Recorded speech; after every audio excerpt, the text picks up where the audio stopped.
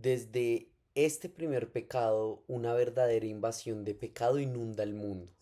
El fratricidio cometido por Caín en Abel. La corrupción universal.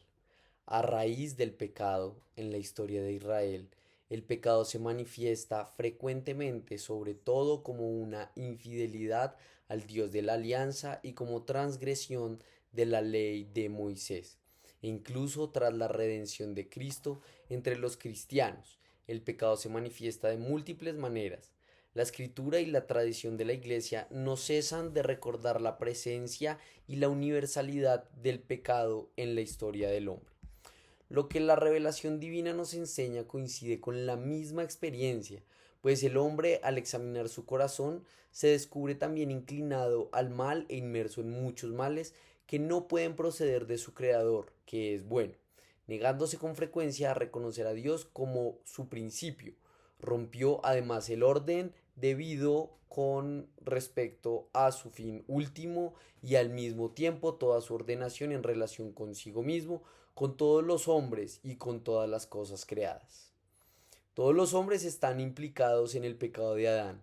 San Pablo lo afirma: por la desobediencia de un solo hombre todos fueron constituidos pecadores, como por un solo hombre entró el pecado en el mundo, y por el pecado la muerte, y así la muerte alcanzó a todos los hombres, por cuanto todos pecaron.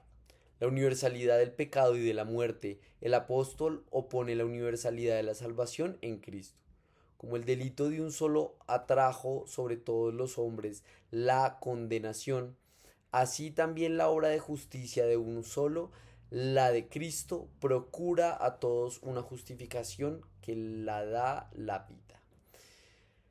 Siguiendo a San Pablo, la Iglesia ha enseñado siempre que la inmensa miseria que oprime a los hombres y su inclinación al mal y a la muerte no son comprensibles sin su conexión con el pecado de Adán y con el hecho de que nos ha transmitido un pecado con que todos nacemos afectados y que es muerte del alma. Por esta certeza de fe, la Iglesia concede el bautismo para la remisión de los pecados, incluso a los niños que no han cometido pecado personal. Como el pecado de Adán vino a ser el pecado de todos sus descendientes, todo el género humano es en Adán como el cuerpo único de un único hombre. Por esta unidad del género humano, todos los hombres están implicados en el pecado de Adán, como todos están implicados en la justicia de Cristo. Sin embargo, la transmisión del pecado original es un misterio que no podemos comprender plenamente, pero sabemos por la revelación que Adán había recibido la santidad y la justicia originales, no para él solo, sino para toda la naturaleza humana. Cediendo al tentador, Adán y Eva cometen un pecado personal. Pero este pecado afecta a la naturaleza humana que transmitirían en un estado caído. Es un pecado que será transmitido por propagación a toda la humanidad, es decir, por la transmisión de una naturaleza humana privada de la santidad y de la justicia originales. Por eso el pecado original es llamado pecado, de manera análoga. Es un pecado contraído, no cometido, un estado y no un acto. Aunque propio de cada uno, el pecado original no tiene en ningún descendiente de Adán un carácter de falta personal. Es la privación de la santidad y de la justicia originales, pero la naturaleza humana no está totalmente corrompida. Está herida en sus propias fuerzas naturales, sometida a la ignorancia, al sufrimiento y al imperio de la muerte, e inclinada al pecado. Esta inclinación al mal es llamada concupiscencia.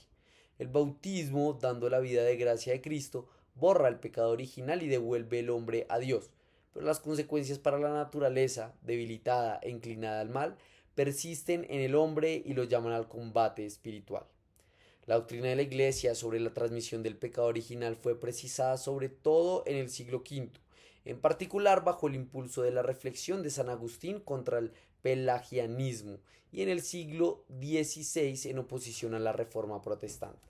Pelagio sostenía que el hombre podía, por la fuerza natural de su voluntad libre, sin la ayuda necesaria de la gracia de Dios, llevar una vida moralmente buena. Así reducía la influencia de la falta de Adán a la de un mal ejemplo. Los primeros reformadores protestantes, por el contrario, enseñaban que el hombre estaba radicalmente pervertido y que su libertad, anulada por el pecado de los orígenes, identificaban el pecado heredado por cada hombre con la tendencia al mal, que sería insuperable.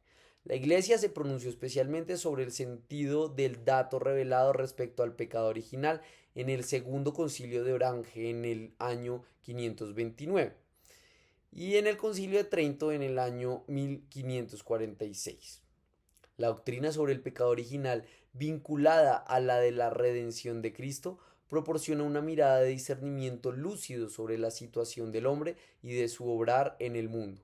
Por el pecado de los primeros padres, el diablo adquirió un cierto dominio sobre el hombre, aunque éste permanezca libre.